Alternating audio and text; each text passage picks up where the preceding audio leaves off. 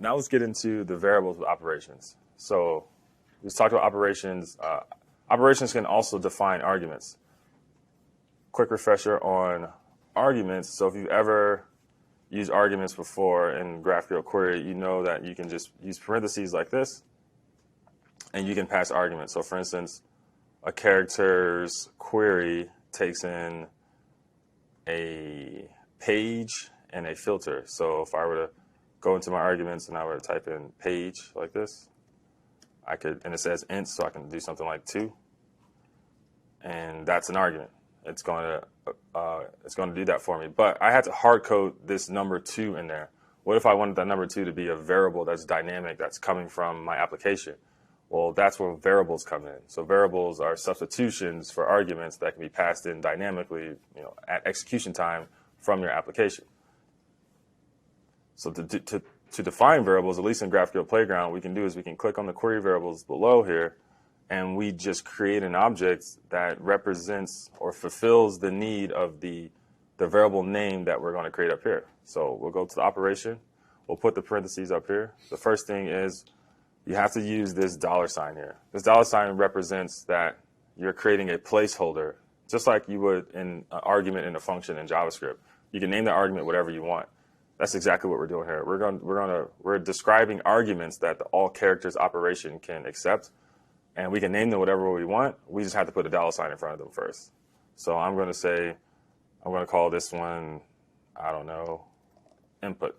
So this takes a variable called input, or actually, let's just start with page. This takes a variable called $page, and from here we have to give it a type.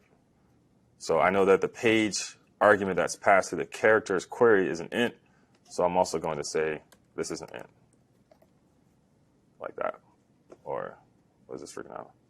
Yeah, so far that's good. We got the page, we got the int. This is just freaking out because it's saying, hey, you declared a variable, but you're not using it yet. And that makes sense because we're not using it yet.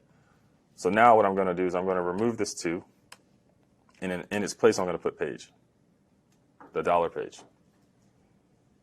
So again, this is me declaring a variable or an argument for the operation called all characters. I'm setting its type to int, which is the same type the argument character's query is expecting as an input, and I'm setting its value to that variable.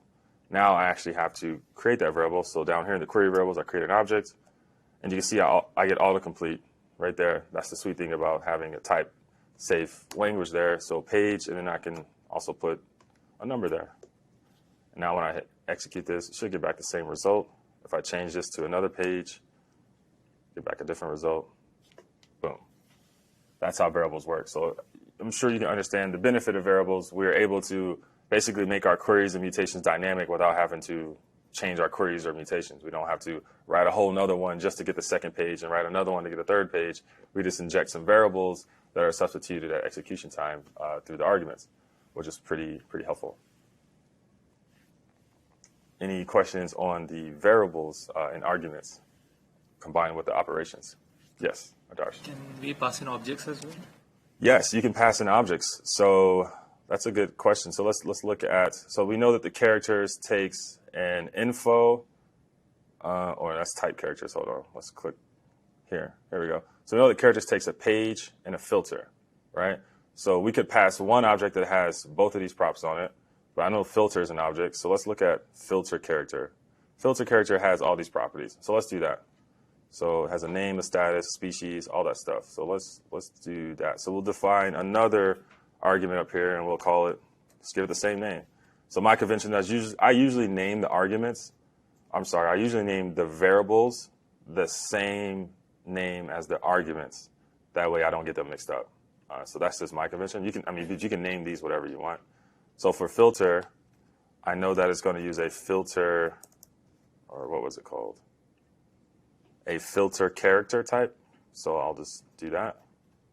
Filter. This warning goes away. Filter character type here. And then down below, if I type in filter, it automatically complete it. And it's a filter character type, which is an object, so I can do an object. And then as you can see, as soon as I start typing, I get autocomplete for that as well. So I can say, cool, I want to filter by name. And then for the name, I'm going to put, let's just grab one of these. Rick Sanchez, like that.